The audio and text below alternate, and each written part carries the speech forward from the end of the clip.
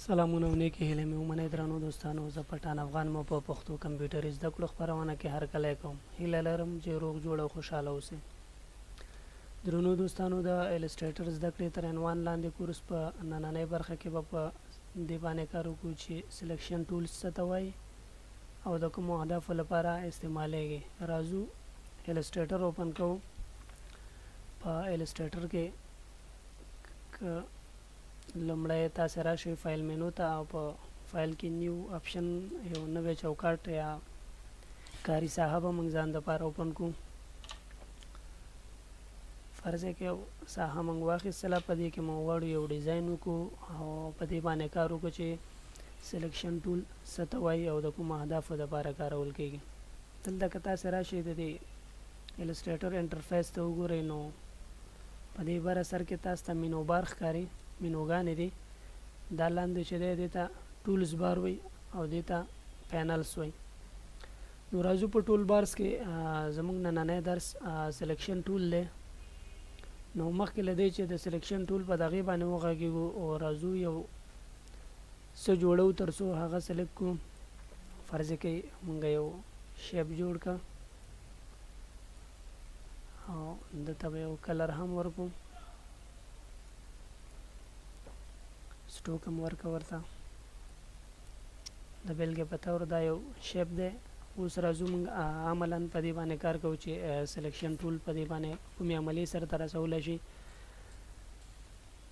تر هر څه لومړی چې دی سلیکشن ټول چې دی موږ د انتخاب کولو دپاره یا سلیکشن کولو دپاره کارو. فرض که موږ داسې یو دغه راکش کوو، دا ایریا موږ سره سلیکټ شوله، موږ کولی شو دا په دې ډول هم سلیکټ کړو چې کلیک پې وکړو، چپ کلیک. او دوهم دغه د سلیکشن ټولز دا دی چې کله موږ یو کاري ساحه په دې دغې باندې سلیکټ کړله، نو د هغې په مرسته موږ کولی شو د هغه سایز ته تغییر ورکړو. که چېرته تاسې دا له یوه کونج نه داسې کش کړئ، تاسې به وګورئ چې د دې سایز به بدل شي.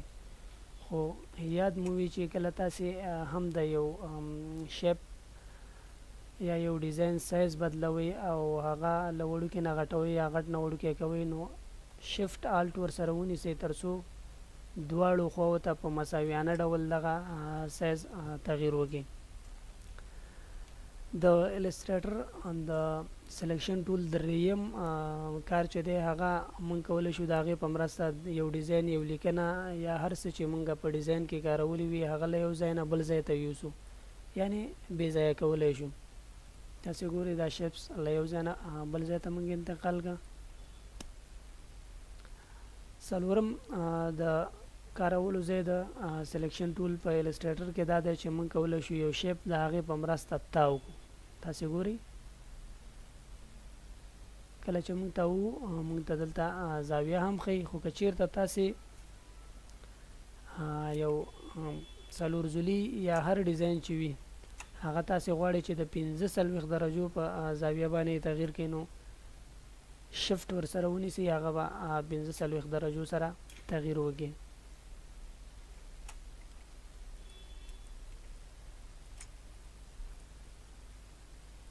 پنځم د استعمال ځای د سلیکشن ټول د دې دپاره موږ استعمالوو چې د دې په مرسته باندې موږ یو ایټم یا آیکن یا هر څه چې موږ ډیزاین کړي وي هغه سلیکټ کړو او د آلټ په مرسته له دنه یو کاپي واخلو. د آلټ په مرسته له دنه یو کاپي واخلو.